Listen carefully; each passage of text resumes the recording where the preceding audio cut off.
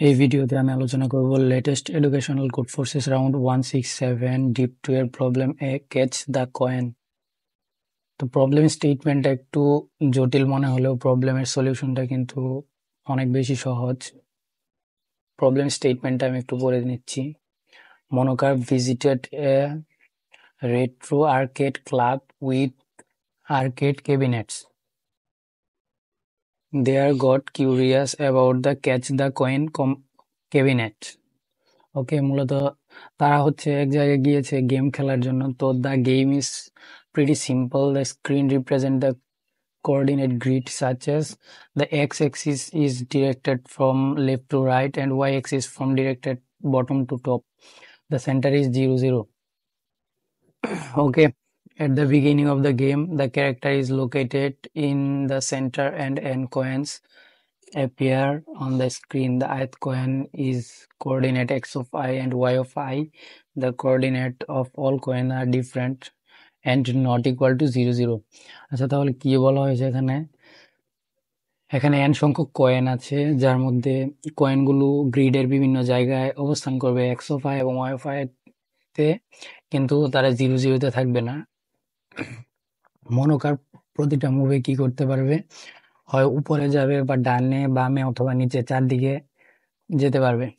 ওকে, তো if the character ends up with a coordinate with a coin, Monocarp collect that coin. তাহলে Monocarp যদি ওই কয়েনটিতে পৌঁছাতে পারে তাহলে সে সেটিকে কালেক্ট করবে। After Monocarp makes a move all coin falls down by one. মানে মনোকার্ভ একটি মুভ দেওয়ার পর কয়েনগুলো এক ধাপ নিচে নেমে যাবে, মানে ওয়াইয়ের দিকে নিচের দিকে নামতে থাকবে।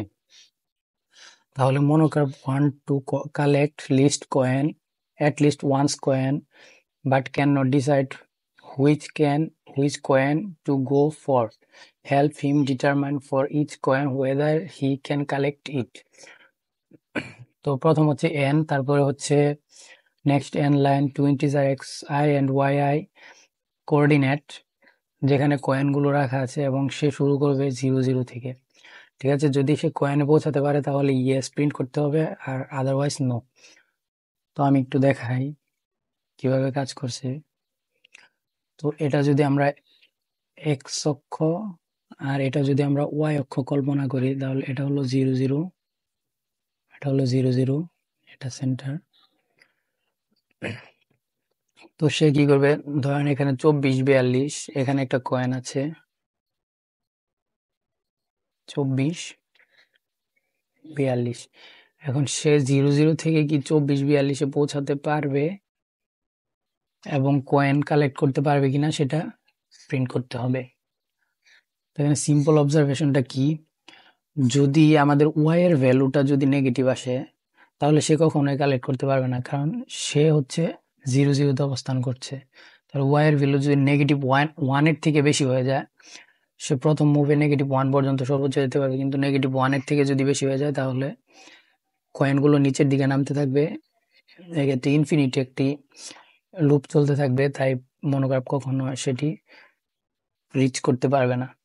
তাই যদি আমাদের ওয়াই এর ভ্যালুটা পজিটিভ অথবা নেগেটিভ -1 রেঞ্জের মধ্যে হয় তাহলেই শুধুমাত্র সে কয়েনটি কালেক্ট করতে পারবে।